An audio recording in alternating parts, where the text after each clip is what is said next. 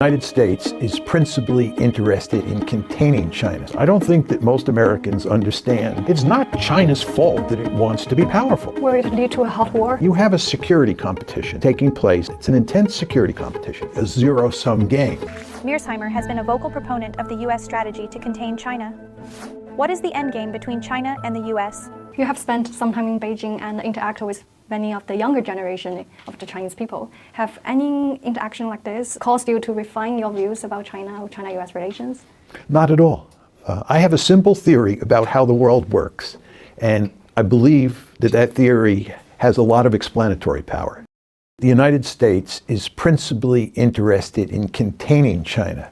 I think the United States fears the fact that China is becoming more powerful and that it is not a status quo power in East Asia. The problem that the Americans face today is that they can't concentrate on containing China because the United States is deeply involved in the Ukraine war and it's deeply involved in the various wars that Israel is fighting in the Middle East. But nevertheless, the United States is committed to containing China. And of course, from a Chinese point of view, this is unacceptable. And I fully understand that. From China's point of view, China wants to grow more and more powerful. But again, this is not in the American interest. So it is a fierce competition.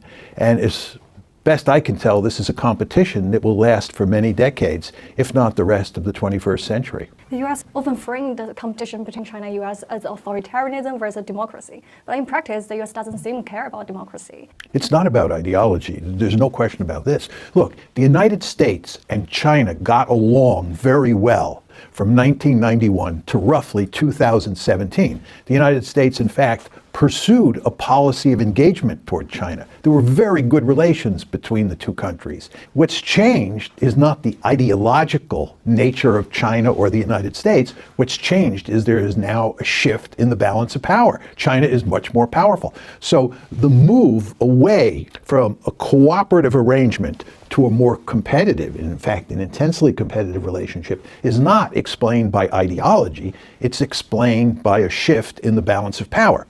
However, it is very important to understand that both the Americans and the Chinese like to use ideological rhetoric to justify their position. In the American case, what American elites say is that this is a competition between liberal democracy on one side and authoritarianism or communism on the other side. This is all designed to make the Chinese look like the bad guys and the Americans look like the good guys. This is the velvet glove over the mailed fist in the American case. If you come to China, what people like to talk about is Confucianism and the Chinese tradition of not fighting with their neighbors and facilitating harmony in the international system and so forth and so on. This is very similar to what the Americans do. The US government is truly ridiculous, trying to contain China while all the conflicts are happening near China's coastal areas and as if they stand on the moral ground. As a Chinese person, I really think the US government lacks political wisdom. I'll show you why.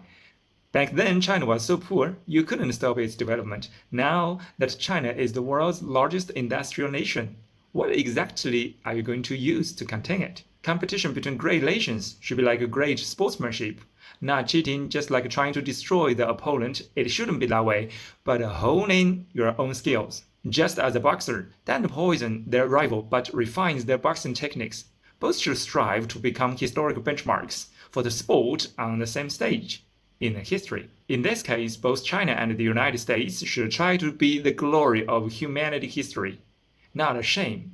Follow me for part 2.